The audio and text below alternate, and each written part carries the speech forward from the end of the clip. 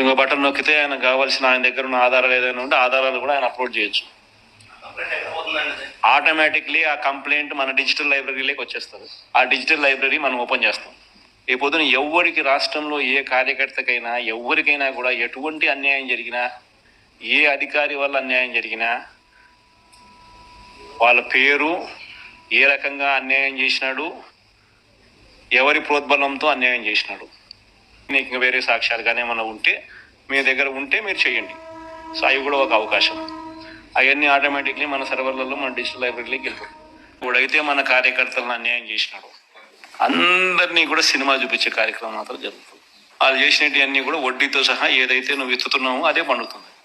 ఎక్కడో కూడా మనం అన్యాయం చేయడం లేదు. ఏదైతే మీరు ఎత్తినారో అదే రేపొద్దున పండుతుంది.